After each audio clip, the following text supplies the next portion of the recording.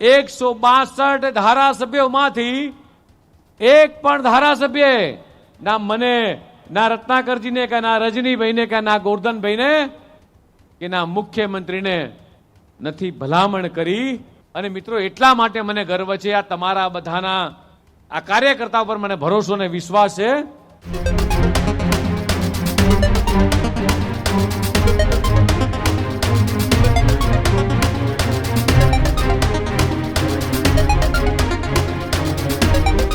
મહત્વપૂર્ણ સમાચાર અમદાવાદથી સામે આવી રહ્યા છે કે જ્યાં ગુજરાત પ્રદેશ ભાજપના નવા પ્રમુખ જગદીશ વિશ્વકર્માના અભિવાદન સમારોહની અંદર જગદીશ વિશ્વકર્માનું એ સૌથી મોટું નિવેદન સામે આવ્યું છે. ગુજરાતમાં મુખ્યમંત્રી ભૂપેન્દ્ર પટેલની નવી સરકાર બનતાની સાથે જ ગુજરાત ભાજપ પ્રદેશ પ્રમુખનો અમદાવાદમાં અભિવાદન સમારોહ હતો. એ સમારોહમાં તેમનું સૌથી મોટું નિવેદન સામે આવ્યું. અભિવાદન સમારોહની અંદર નવી સરકારના ગઠનને લઈને નિવેદન આપ્યું.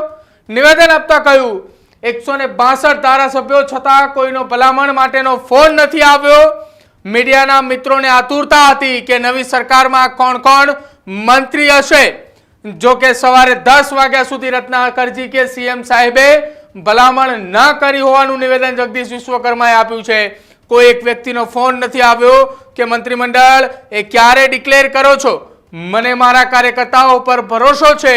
આ એ નિવેદન જગદીશ વિશ્વકર્માએ આપ્યું. તેમણે કહ્યું કે આ ડિસિપ્લિન વાળી પાર્ટી છે અને પાર્ટીની અંદર કેટલાક નેતાઓએ મંત્રી બન્યા અને કેટલાક નથી બન્યા.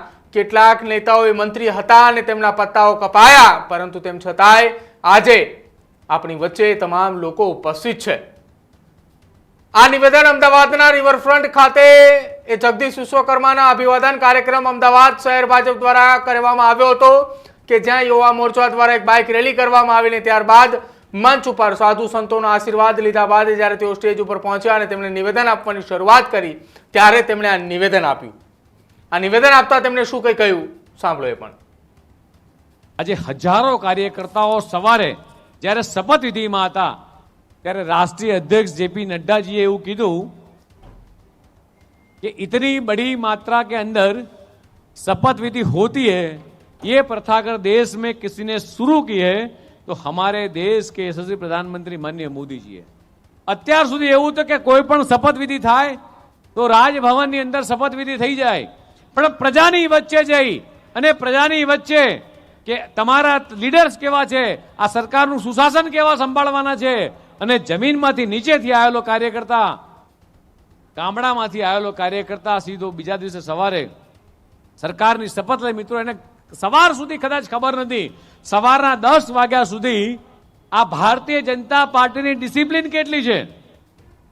સવારે 10 વાગ્યા સુધી મારી ઉપર, રત્નાકરજી ઉપર કે મુખ્યમંત્રી ઉપર કે એમ એને બંસલજી જેટલા પણ લોકો બેઠા હતા, આ વ્યવસ્થામાં આનંદ અને ગર્વ એટલા માટે થાય મિત્રો કે આપણે એ ભારતીય જનતા પાર્ટીના કાર્યકર્તા છીએ કે વિશ્વની સૌથી મોટી પાર્ટી, 14 કરોડ કરતાંય વધારે કાર્યકર્તાઓ અને સૌથી ડિસિપ્લિનની પાર્ટી, છતાંય 162 ધારાસભ્યોમાંથી એક પણ ધારાસભ્ય ના મને, ના રત્નાકરજીને, કે ના રજનીભાઈને, કે ના ગોરધનભાઈને, કે ના મુખ્યમંત્રીને નથી ભલામણ કરી કે મને મંત્રી બનાવજો કે મને આ પદ આપજો.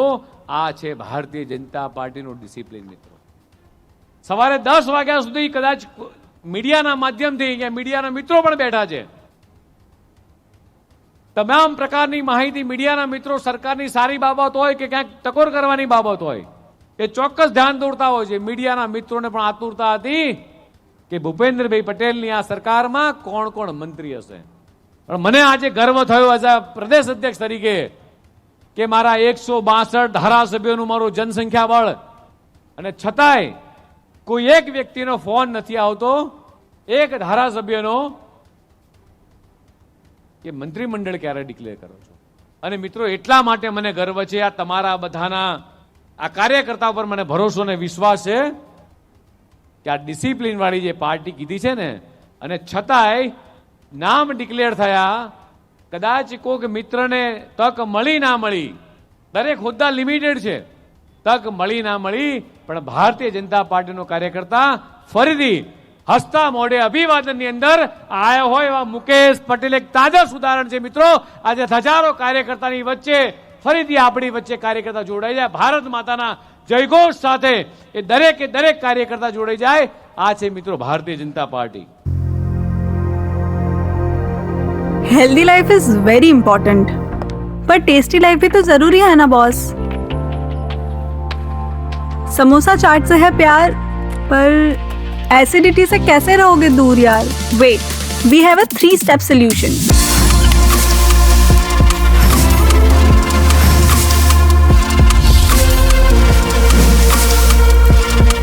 विट्रिशियन ओरल स्ट्रिप, क्योंकि टेस्टी लाइफ भी तो जरूरी है ना बॉस.